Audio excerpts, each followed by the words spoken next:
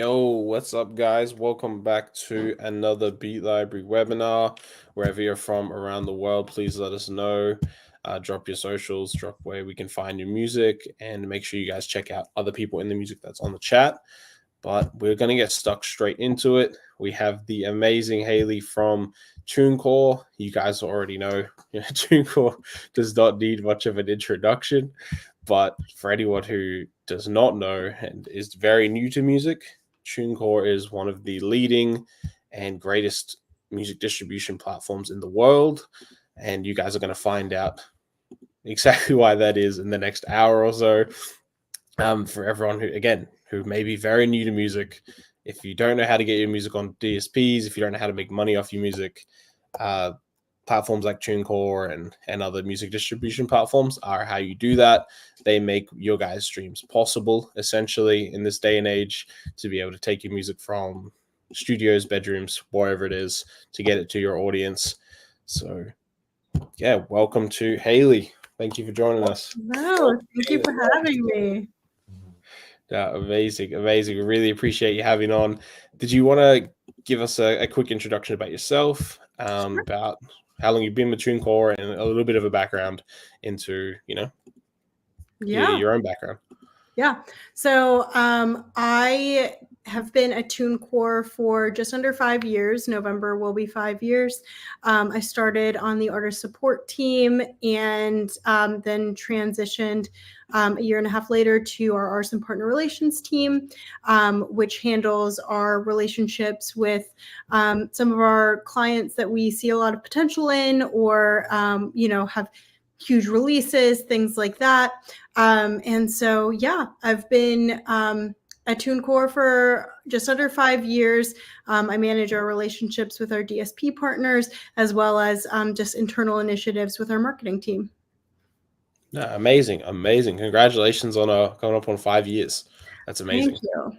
Yeah, long time. It flew, though. Yes, it does, especially when you're in music. Yeah. It's very fun, very exciting. Hey, Haley, I'm Sho, co-founder of Beat Library.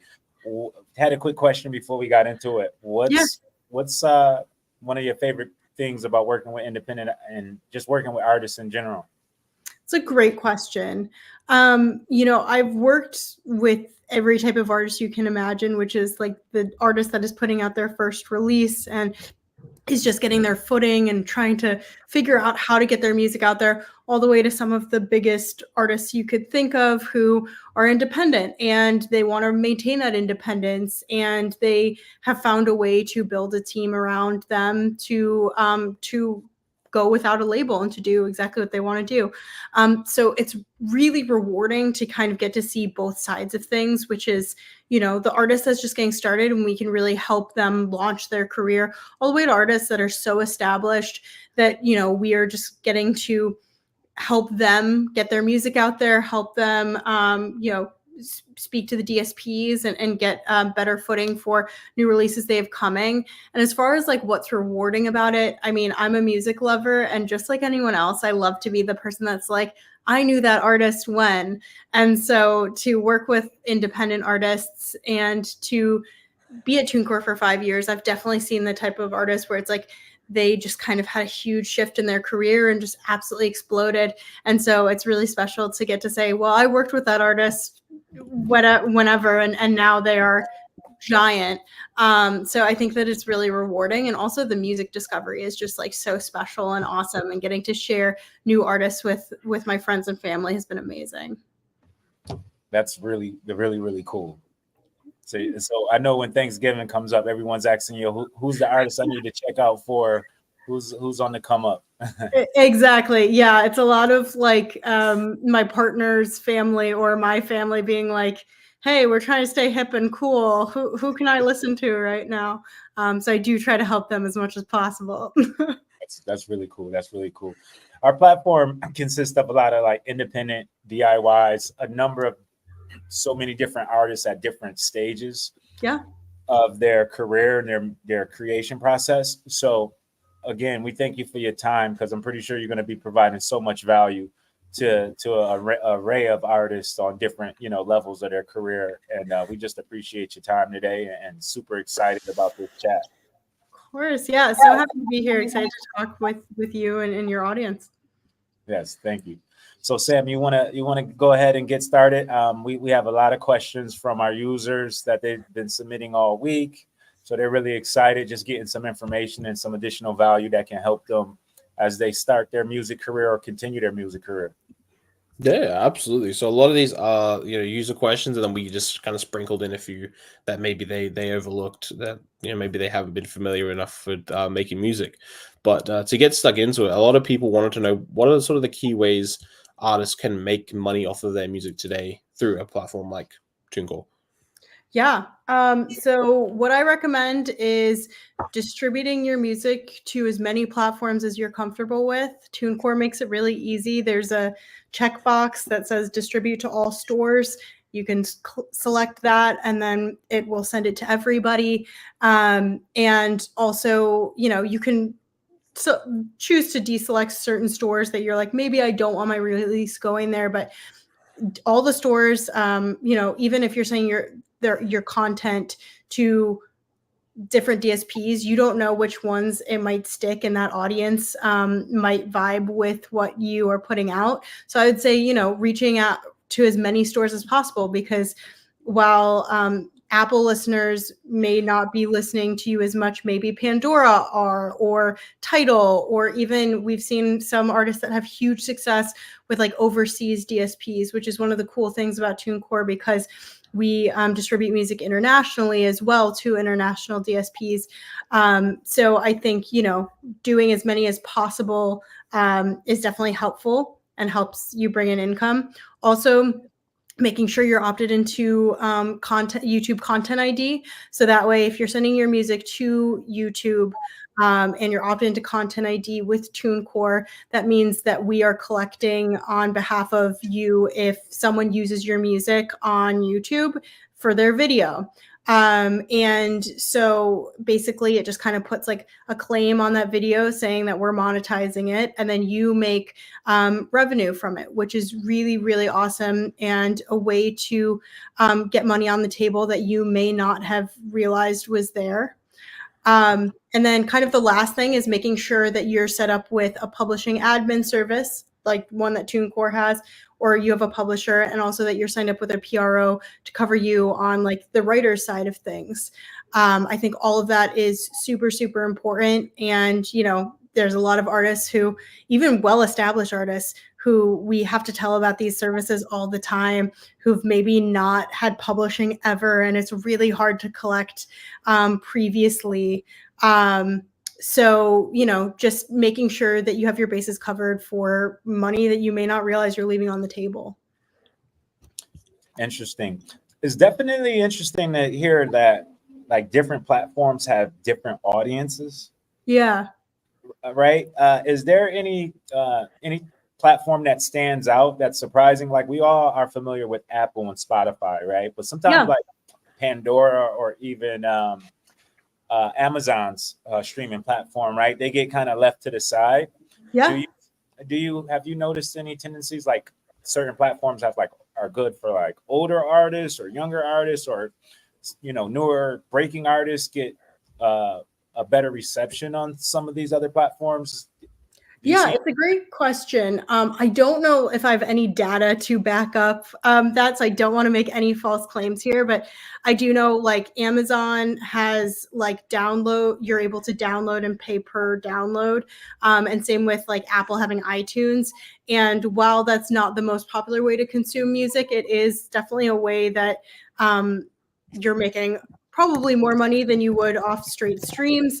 And, I do think an older audience does still buy music. So getting your music in places where people can direct download it is great. And, I think that different DSPs pay out differently. So, just kind of educating yourself on what that might look like. I can't say for certain, like this type of artist should be distributing to this or focusing on this DSP. I do think a lot of it is kind of a give and take, but I think all the DSPs are valuable for different reasons. And so that's why I do recommend kind of making sure your music is out there and that you're able to get it to the widest audience that you can. Amazing. That's good to know. Amazing. And even something that you touched on just then about content ID, we have a lot of, as Sho mentioned, DIY artists who, maybe they just have music on YouTube and they haven't yet kind of dip their feet into getting it on DSPs. So would you say, with what you mentioned with content ID, it's even just worth creating like a, let's say, free account on TuneCore and just putting your music through a distribution like TuneCore, even if you just want to just live on YouTube because of things like content ID. If you could, I know you kind of went into it, but for someone who is maybe doesn't know anything about what the difference is between just using their YouTube account, could you explain a bit of the difference of like why you would maybe still want to use a distribution platform rather than just uploading it yourself? Yeah. So one of the cool things about TuneCore is there is a free plan that allows you to send to social platforms. So YouTube, TikTok, Instagram. And so the cool thing about that is you can kind of send your music to the social platforms to tease them, to get them as official audio, but tease it out to different audiences to see what sticks. And then maybe you're like, okay, well, it's doing well on the social platforms, I'm going to send to everywhere else. And so Content ID being part of that, if you're seeing that it's doing really well at YouTube and you're just wanting to test it out at YouTube initially, Content ID is part of that. So I think that is a cool part of TuneCore and part of our model is that you can distribute to social platforms with that free component. And you receive 80% of the revenue from distributing to social platforms, which is really cool. And then TuneCore also, for all the other DSPs, so like the main streaming DSPs that you're thinking about, you receive 100% of your revenue, which I think is really cool. I know we might be hopping ahead here, but it's, I think, one of the really awesome things about TuneCore is that you're receiving most of your sales revenue back to you. No, absolutely, absolutely. It's super empowering for artists to be able to keep what they make because it's very hard to make great music. Yeah, it's great to see they get what they deserve. Yeah, and I also like the point that you're talking about in regards to like testing the music on YouTube first, just to kind of see what the feedback is. With YouTube, you can leave comments, you can kind of find the sentiment with your fans, and then if you got something with some legs, you just move it over to the DSPs. Yeah. So I mean, we've all seen it with just like short form platforms in general. And what's great about TuneCore is like you could chop up the song to a 60-second or minute and a half. And if you're worried, you're like, I don't want to have it live across these 3 platforms and have everyone able to listen to the whole song. You can chop it up and get it to the different social platforms to see what sticks. But we've all seen these songs go absolutely viral on TikTok or Shorts or Reels. And it allows for you to basically be like, okay, I'm ahead of the game. Now I can log into my TuneCore account and add all of these other platforms that I hadn't initially sent to. But this song is absolutely going bananas. And then that way, everything is good to go for when you're ready to have that viral moment. Yeah, that's really cool. And you can do the content ID on like a 30-second, 45-second clip and just kind of tease it, or would you have to upload the whole song to actually? I think you could do the 60-second clip. I think you would need to distribute like a full version to make sure that you're absolutely getting Content ID taken care of. And I think 60-second might be the limit. I don't know if you can do shorter than that, but I would recommend making sure you have the full version, because if someone uses a different part of the song, then Content ID might not capture it. So just making sure that you have that full version out there, I think, is important. But I still think that is still just a creative way to kind of test the market, tease the song, build momentum. So very, very smart strategy right there. I didn't even know that. Yeah, that's pretty cool. Yeah. Amazing. And you mentioned earlier at the call that you've worked with people that have started off very small independently, and then people who've probably also even been record deals and all that, and then kind of gone independent. We have a lot of artists that I think it's probably most artists stream, especially when they're first coming up to idealize getting signed. And we've had, artists from our platform, fortunately, have that very recently. But then a lot of artists, it's not necessarily going to be their reality, but it also, maybe it shouldn't be. Maybe they're better off suited independent. What would you say are like sort of the pros and cons of releasing music independently versus, with a label for monetization, outside of the fact that most people don't get, the label thing? So it's more like to dispel the kind of waiting for something to happen before you can take control. Yeah, absolutely. I mean, to start off, I think the industry is moving in a way of independence. I think it is more feasible now to be an independent artist, and there's a lot more options available for getting your music out there and for marketing your music in a way that there wasn't previously. So to go into this, I'm going to start with the cons because I want to end with the pros, just to have a positive spin. Cons for being an indie artist is we understand it's expensive. Like, you are funding yourself. You are using your money to make the album, produce the album, get it mixed, mastered. You're making the content for it. You're making music videos for it. You are doing all of this legwork and spending a lot of money to do it. And then, there's the cost of distributing the release and marketing it and putting ad dollars behind things to get it to the best possible place, where a label is able to kind of front you that money and then also maybe potentially put money behind you. And so I think, like, for independent artists, that's generally the biggest thing that we see is like, we just need money because we have huge creative ideas that we want to put into action.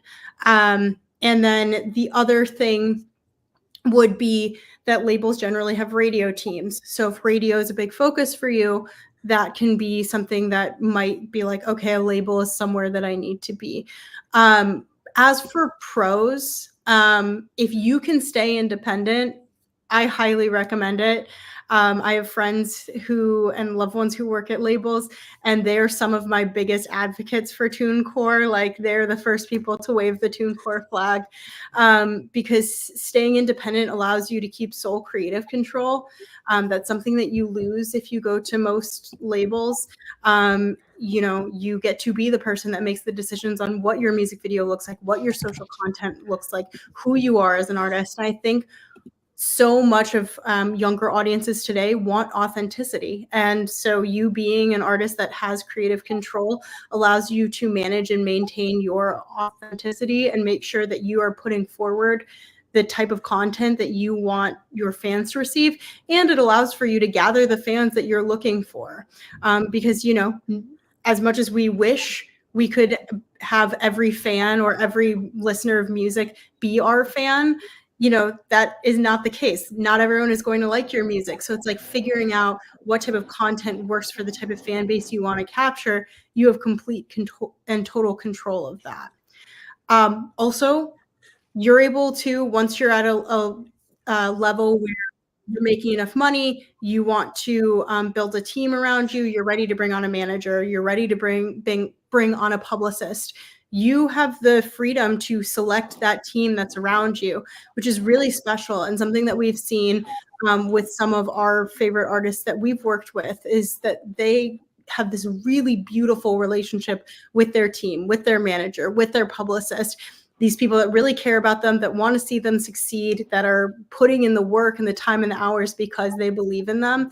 And so being able to build your own team, I think, is one of the most special parts about maintaining independence. You keep control of your back catalog. So, you might be able to, because we know some artists, label is the number one thing. So if that's the case, if you're like, label is what I'm dreaming of, I want to be at a major, a back catalog and having a back catalog that you control is definitely a great bargaining chip when you're having these conversations with bigger labels. Like, hey, I have millions of streams on this song and I have all of this work to prove that I'm an incredible artist. You might get a better deal out of that.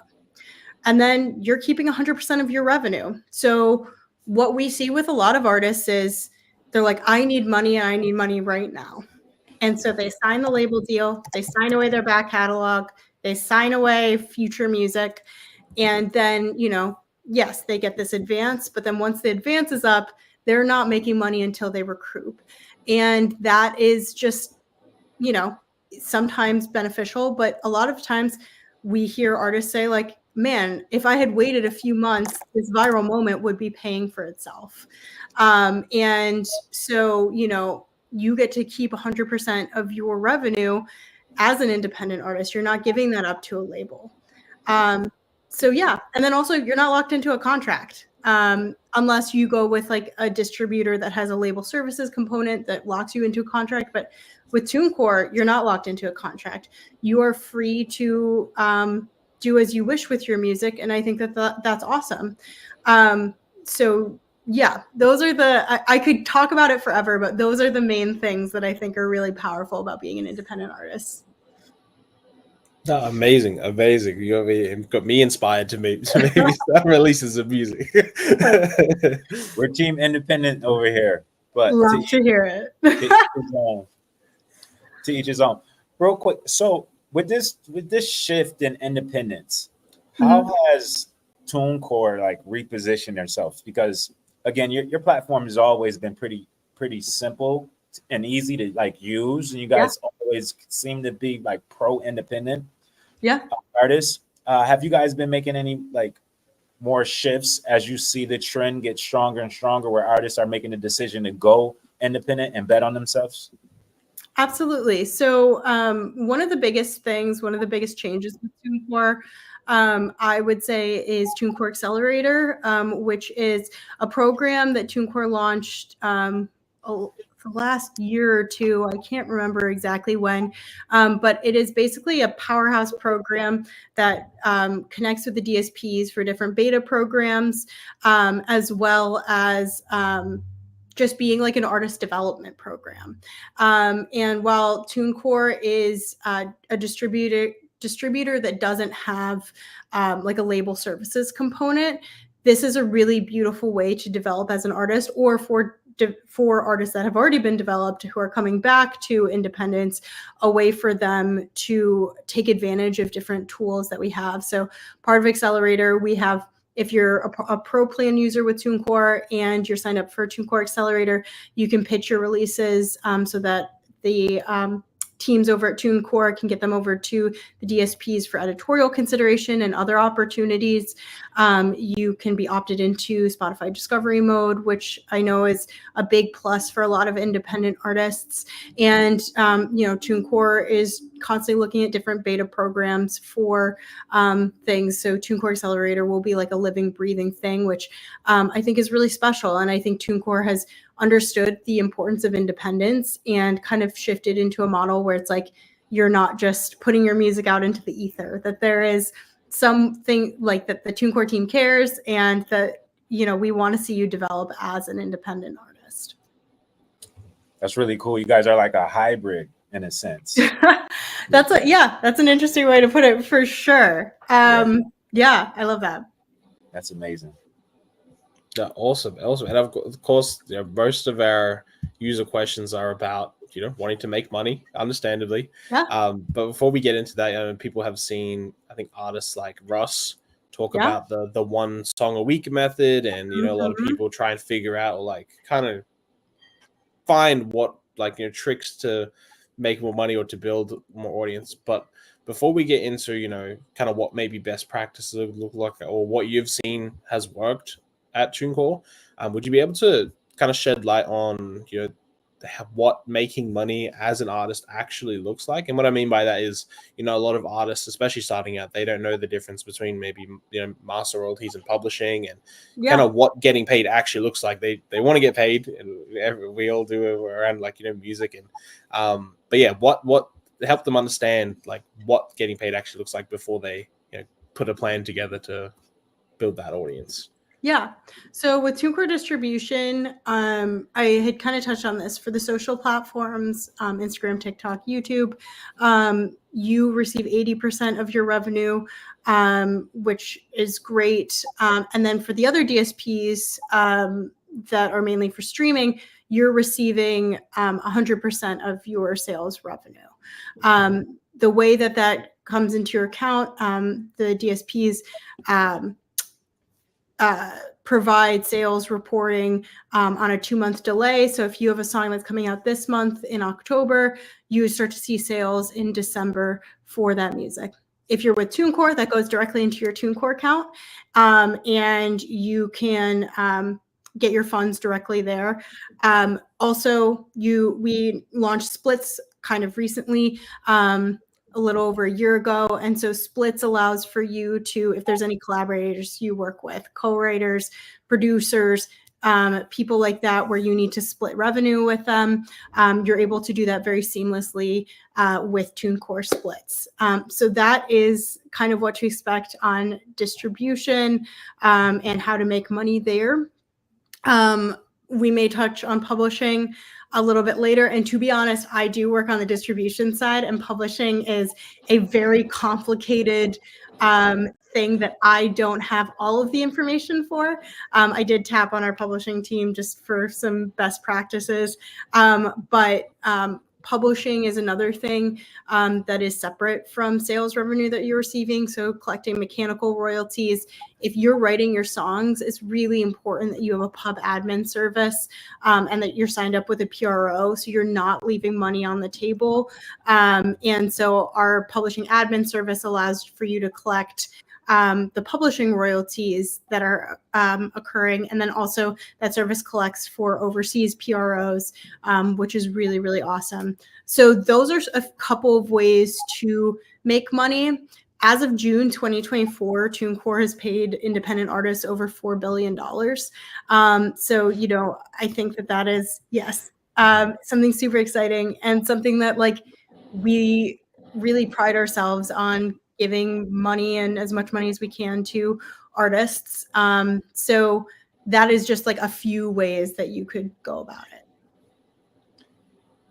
Amazing. Yeah, that's really amazing. I had while we're on the topic of distribution, and artists that, you know, they just recorded a song and they're thinking of distributing it for the first time. There's so many different distribution platforms that you can use, right? Yeah. What do you feel that makes TuneCore stand out in this whole sea of just so many different, like, quote unquote competitors or just different service offerings? Like, what makes you guys special? Yeah. So first things first, you know, it's important for you as an artist to feel like who's distributing your music is a service that you align with and that you think that your music is a good fit for. So as far as how TuneCore has set out, that's different than other distributors. There's kind of two different types of distributors out there. There is more of like a TuneCore situation where you upload your releases, you get them sent to the DSPs, you get money in your account. And generally with those types of services, you expect, okay, I upload my releases. I think I just sent it into the ether. Does anyone care that my music is going out there? What if I have an issue? I'm running into bots and trying to, like, how can I get a human? And so I think something that's special about TuneCore is that they have a really great artist support team. They're real people. I have been on that team and they care about music, and a lot of them are musicians themselves. Two of my very good friends are on the artist support team. Actually, 4 or 5 of my good friends are on the artist support team and also artists themselves. And so, you know, these are real human beings that care about your music and want to make sure that if you're having issues or if you need help, that there's someone there to support you, which I think is really special about TuneCore. And the other lane that you're looking at is if you sign up with a distributor where you're losing a percentage of your sales revenue, maybe you're getting some label services, but you kind of have to weigh out, is what I'm giving up worth what like I'm receiving from this distributor? And we've had a lot of artists that have come back to us and been like, yeah, I tried this thing. I got some money up front. I gave a certain percentage, but I wasn't getting anything in return. And so they decided to go back to TuneCore. And so I think that is something that you have to consider too, because, you know, those services might work for you, or you might realize like, I'm giving up a lot of money, and what is that going towards?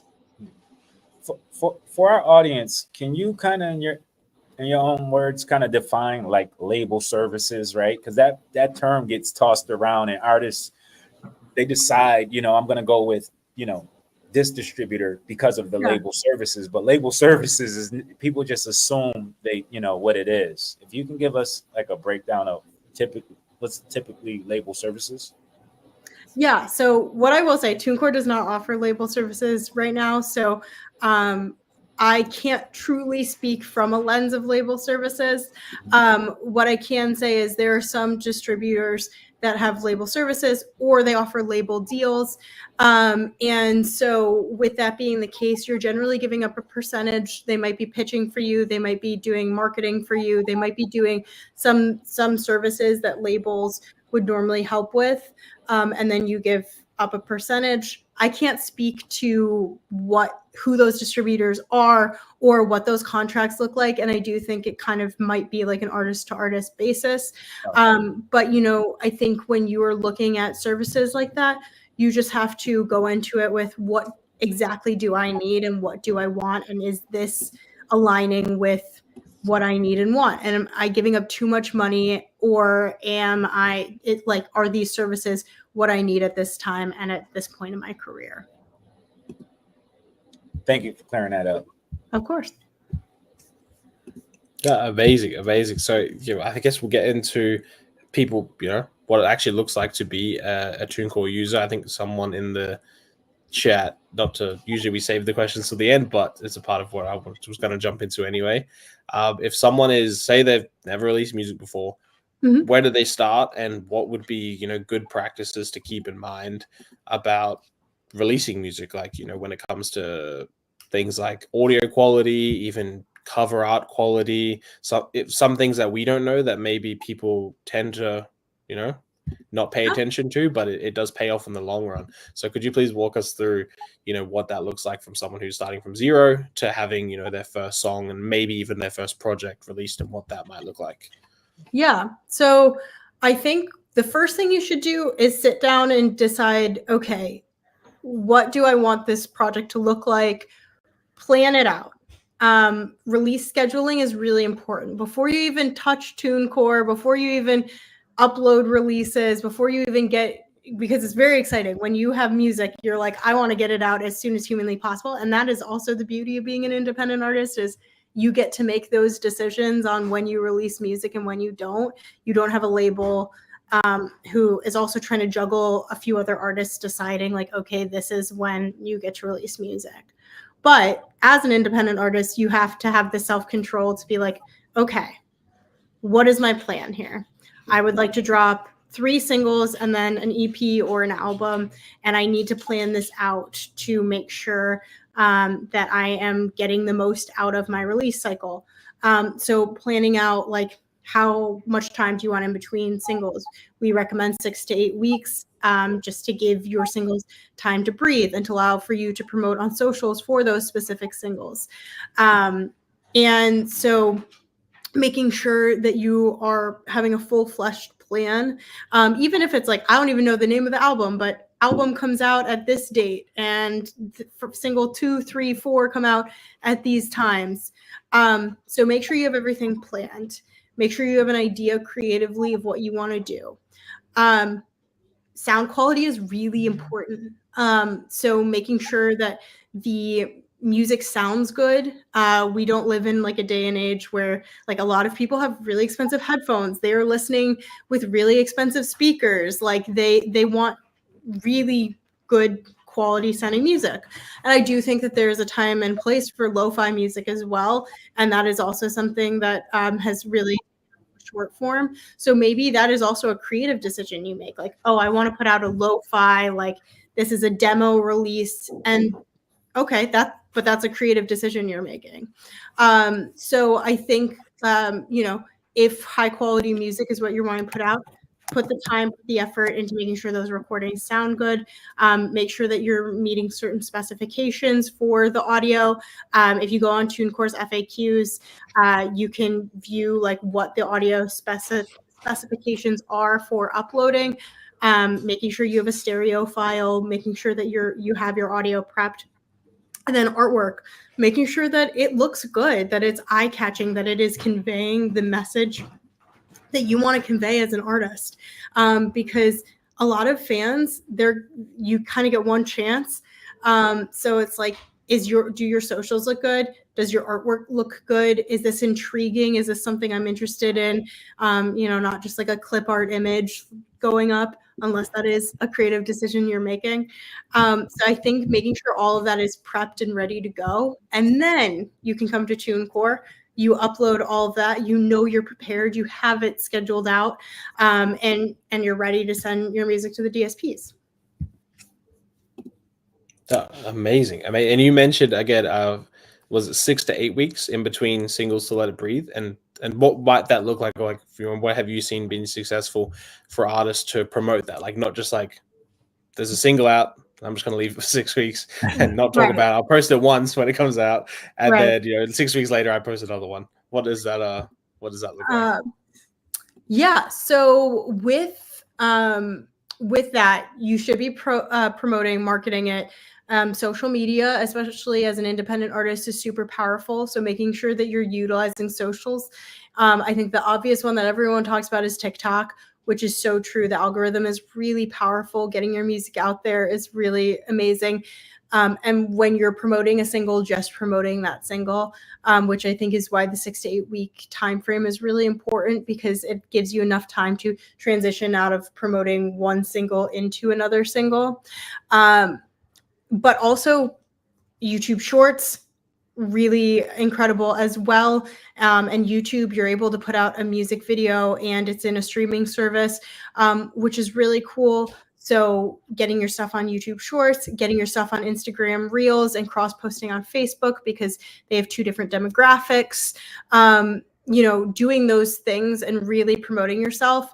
And when you're promoting, you're in an album cycle, posting very regularly, because the algorithms at these places feed off of you being regular. So, at least a few times a week. I know artists who post daily, multiple times a day, especially during release cycle. So just making sure you have content prepared. And you can batch make that content too. Like, you can just be like, all right, I'm going to spend a day creating this content and I'm going to schedule it out and have a good idea. So that way you're not like, oh, dang, I forgot to record a YouTube short for today. And now I'm feeling kind of like I've fallen behind. So yeah, I would say making sure you have all of that. So, and having a social plan, because the social platforms love to see when you're leaning in. So being like, okay, this is what I'm specifically going to do on Reels or YouTube Shorts or TikTok, I think is really awesome. There's obviously other ways to market yourself, ad spend if you have it. There's a lot of ways to utilize that, both at DSPs and social platforms. And just, giving your fans time to realize like, oh, there's music out that I should be listening to, is really important. I think that there are other ways of going about doing it. You mentioned Russ. He does he for a while, he was doing a song a week. And that's incredible. Not everyone can do that. Russ is kind of a powerhouse. But that might work too, because then you're constantly putting out new music for fans to listen to, and that's going to help you with the DSP algorithms. But as far as the if you're going for more of a regular timeline and you cannot be making music that you put out once a week, 6 to 8 weeks is great, because it gives you plenty of time to promote and get things together to promote your singles into a longer release. No, absolutely. And what would we love to encourage artists as much as possible, because we know that being an independent artist can be discouraging. It's great to hear that, the 6 to 8 week thing, because a lot of, at least from talking to artists, a lot of them get, an idea. They want to release a song and think, tomorrow I'm going to wake up, it's going to be all over the internet somehow. Yes. And I haven't marketed it, but it's going to change my life. Yeah. How should artists think about, their music and staying encouraged? Because we've heard, major success stories where the song that someone's career blew up off maybe was a year old, 2 years old. Yeah. And, it's good to have maybe a back catalog of music so that you can continue to market it, and, not just marketing that single for that 6 to 8 weeks. Maybe you want to continue marketing it, because that's an asset now that you can continue to push forever and get new listeners off. How would you encourage artists to think about, building that catalog to then use to their advantage, as opposed to always thinking, oh, okay, that song didn't work. I'm going to almost like starting from scratch every time, which is, I guess, and they delete all their music sometimes and then they start again. Like that. I mean, unless you're like, this is because we see this a lot where it's like, I've changed as an artist. This is no longer what I sound like. I don't think the fans that I have now are going to jive with like the music that I was making 5 years ago. That's understandable. But I think when it comes to utilizing your catalog, if you are not putting out new music, posting about like your previous catalog, because that music, like you're saying, doesn't cease to exist. It's still there. It's still powerful, if not more powerful. I mean, especially living in this short form world, like we've seen it with like Fleetwood Mac and Kate Bush, like huge legacy artists that like their songs just went absolutely bananas on short form, and then were charting again for the first time in 20-30 years. And so I think a great example of that is like one of the artists we have or distributes through TuneCore is Sleeping at Last, who you might be familiar with if you've ever seen Twilight Breaking Dawn. His song Turning Page was in that. He's had a lot of sync success, but he had a song called You're Enough that went absolutely bananas viral on short form. And it gives it new life. And especially if you have like sync placements, utilizing that like success from a sync placement into short form, I think can be really, really powerful. And then another example I have, unfortunately not a TuneCore artist, but I'm a huge fan of hers. Orla Gartland had a song called Why Am I Like This? And it had come out years ago. And then it had a sync placement in Heartstoppers. And then people were posting their experiences on TikTok. And a song that was just overlooked, no one was listening to, it was definitely not like a big part of her catalog, was all of a sudden her most streamed song was going crazy viral. And so I think your back catalog is just as powerful as new music. Yes, editorially, a lot of the DSPs are focused on new releases, but if you have a viral moment, that's when people start to care again about that music. And you might be getting fans, like tapping into fans who are like, oh, I love this song. Let me check out all of the other music this person has. So I think absolutely, if you're not promoting a new release, go ahead and see what sticks. If you're like, I love this song and I don't think it got the attention it deserved, I think going back and being like, all right, I think there's a cool trend here with Instagram Reels or Shorts or TikTok that I can get started and see where that goes. Yeah, amazing. Yeah, I love the idea of just leveraging your catalog and just letting it build. It's almost like digital real estate. Like it just keeps on earning. You just got to be consistent and schedule out the releases. It's like stocks you have created for yourself. Yeah, your music is powerful. It's important. It's a way for you to make money as well. And I think with independent artists, like that is one of the most important things. I do see a question about artists monetizing their music online today. I think we had kind of talked about it a bit earlier, but like I had said, like making sure that you have your music monetized on YouTube, making sure that you and also sending to social platforms because that's monetizing as well. At the DSP platforms, making sure you're sending to as many of those as you're comfortable sending to. And especially since you don't know, like some artists do really well at one platform versus another platform. So I think that is a great way to make money at the DSPs. Also utilize the tools at the DSPs. There's so many powerful tools in like the different artist portals that you have access to. And if you use those tools, if you make that part of your marketing, that's powerful ways to reach fans, and reaching fans is a way to get more streams, make more money. I think also like having fans cross the barrier from social media to actually listening to your music. So always having like a call to action for fans to do something, like going to stream a song. don't fall into a streaming fraud situation. Do not inflate your streams. Do not do that. That will get you caught, and you do not want to do that. But encouraging fans to go listen to your music, I think, is a great way to make money, and an organic way to make money. No, amazing. And you guys share. While we're on the topic of making money in streaming, the best practice, let's say I have a song and I want to upload it onto TuneCore. My first question is, how soon will that song be live? Is it, within minutes, hours, a day?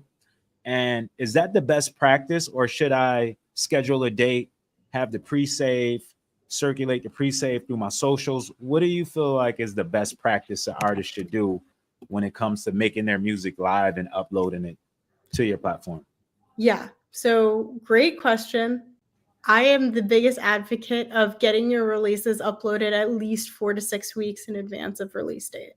Okay. The reason being is if you are a TuneCore Accelerator user and you have a pro plan with TuneCore, you can pitch your releases, and the DSPs need that time for considering releases, for pitching, for editorial playlisting, for other opportunities that they have.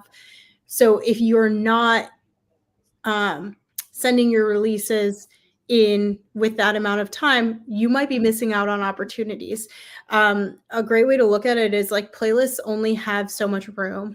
And so an artist that gets their music out earlier, that submits their pitches, and that the DSPs know about earlier, is going to have a better chance than, okay, I'm going to release a track tomorrow and the DSPs have no opportunity to support in any way, and I can't market this, and that's just not fair to your release.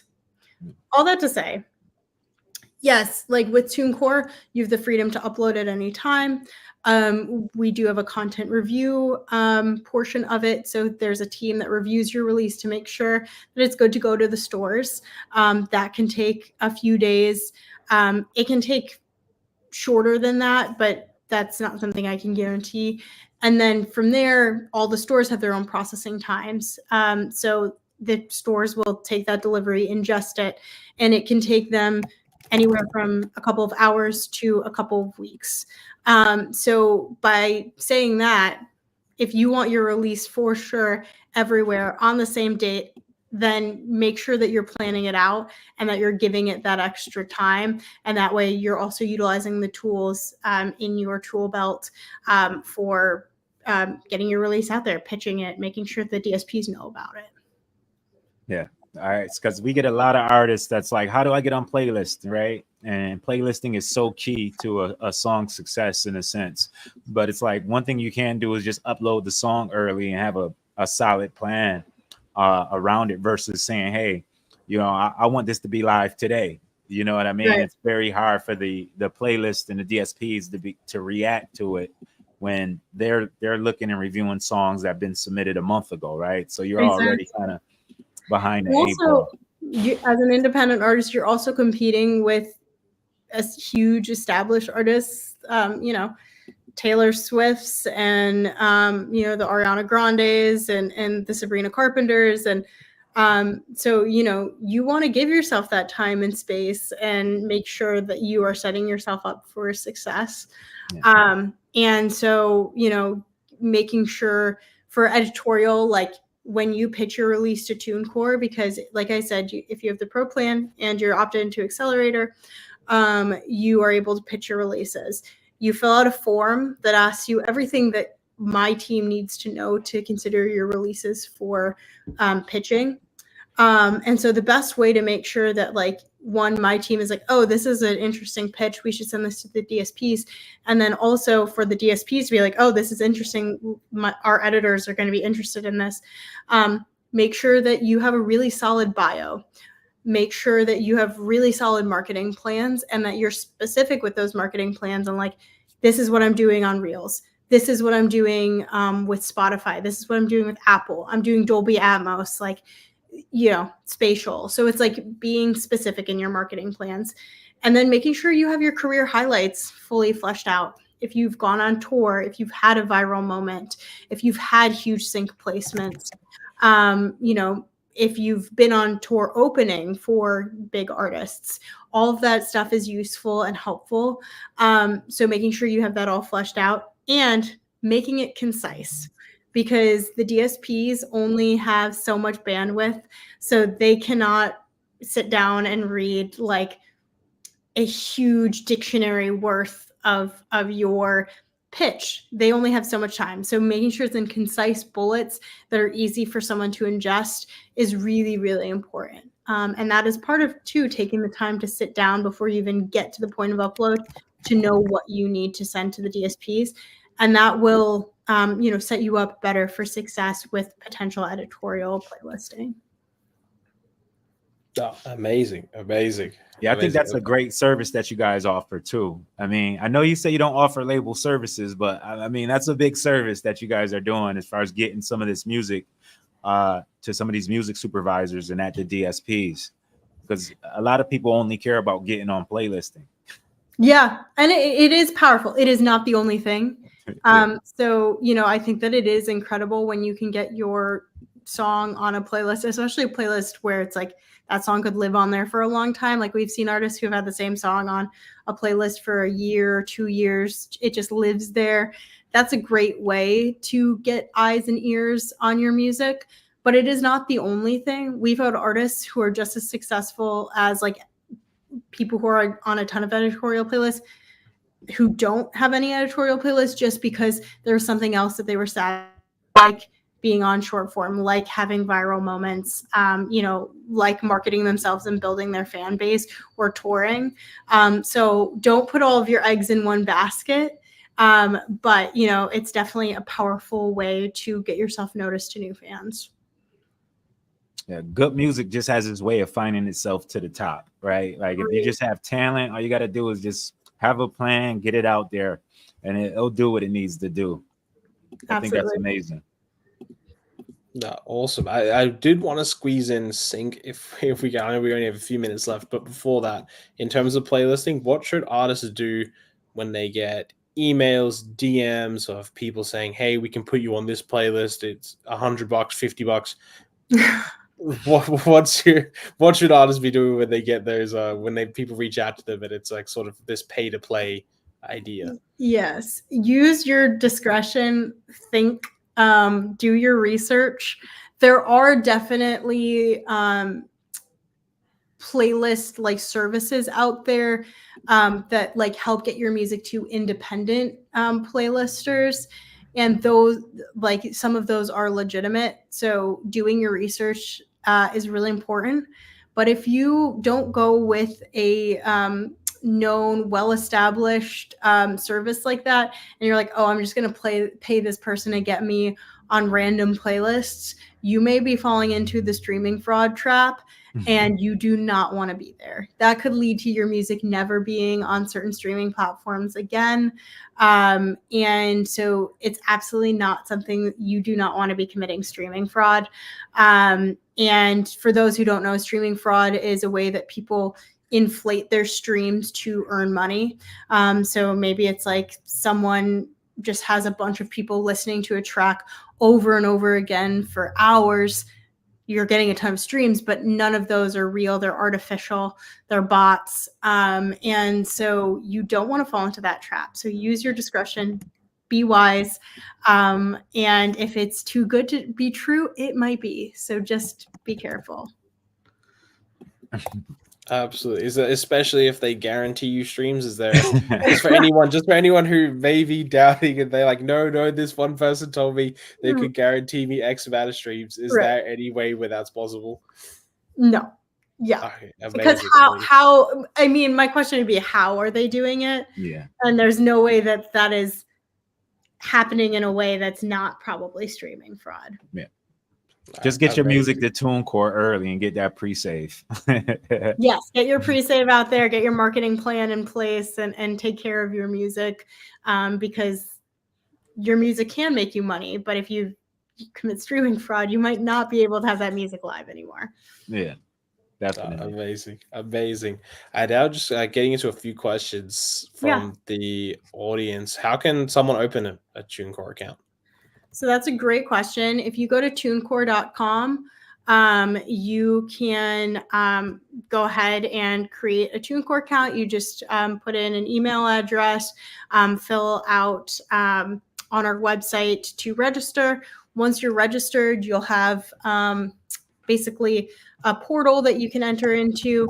You can decide on what plan you want. So TuneCore has a lot of different plans, free all the way up to professional. The Pro plan is the one that I've talked a lot about. It's the most robust plan.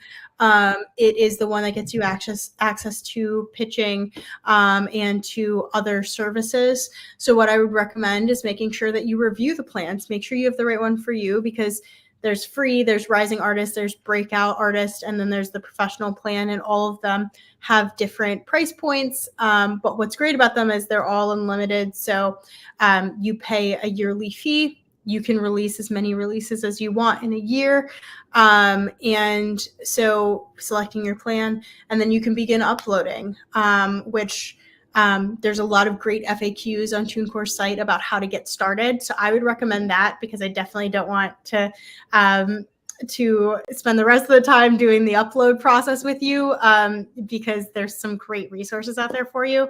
But, making sure that you have your metadata in place, making sure you have your lyrics, your audio files, your artwork, having all that together, making sure you're uploading it and it's all in the correct format. And then you submit your release, and our content review team reviews it. If it's good to go, approves it, gets sent to the stores. No, amazing. And someone else had a question of, do you guys have anything with Sync as a DSP? Also, I wanted to loop in for people who are producers and not just artists when it comes to Sync and everything to do with that. Yeah, so that's a great question. Distribution for TuneCore side does not handle sync. Sync in the way that, like, for those who aren't familiar, I'm sure you all are, but getting your music in films, movies, television, commercials can be super powerful. I talked about it a couple of times in this chat. If you are a part of our publishing service, that is a way to gain access to us potentially assisting with sync. So I would definitely do your research on publishing and seeing if our admin service is one that works for you. But for distro, we don't do sync, but publishing may. All right, amazing. And I think that is, we only have 2 minutes left. Sure, did you have any final questions? I think no. So much information that we covered on this webinars. So I definitely thank you for your time and everything that you're doing to the artist community. You're really helping a lot of up and coming superstars kind of get the information and education that they need. And I think, Sam, we should probably just do a checklist, right? And just kind of send this out to all our users so they can have a checklist before they release, just to maximize their earning potential. And absolutely. Yeah, been so much fun, Haley. We really appreciate it. Sam, I think we should probably do a publishing 101 next with the TuneCore family. Yeah, we do have an awesome publishing team, so I think that would be really cool. And yeah, I'm not sure about any. There may be a one sheet or something that our marketing team may be able to provide. So definitely might connect there. But thank you guys so much for having me and for taking the time. It's been wonderful to speak with both of you. Amazing. Thanks so much for joining us. And one quick question, this is my personal one. Who can you recommend one of these upcoming artists that we can check out? I'm always personally looking for new music. What's one artist you're backing right now that we can check out? Yeah, I think a really cool artist that we've been working with is Meg Smith. She is a pop artist, kind of think of an akin to a Chappell Roan, who's huge right now. But Meg is very, she just creatively understands herself, her brand, who she is as an artist. The music is fun. It's catchy. There's also some music that'll just rip your heart into. So I think that she's really amazing. And then I'm also wearing one of our artists. Their merch is Fight Master. The artist is the their real name is ER Fightmaster. They're the first non-binary doctor on Grey's Anatomy. And during the pandemic, or I think during the writer's strike, they decided to start putting music out. And their music is really awesome, great alternative music. Their content is really cool. So I recommend them as well. All right, amazing. No doubt I have to check those ones out. Yeah. And again, thank you so much for joining us. Shout out to TuneCore. Everyone will receive the recording and a bunch of links and to resources on your guys' site to make sure they can, if anything we didn't cover, they can, no doubt there'll be a bunch of resources for them. So thank you. Enjoy your evening, enjoy your weekend, and thank you so much for joining us. Thank you. Yes, thank you, Haley. Have a great one. You too. Hey, Sam, man, that was a great weather.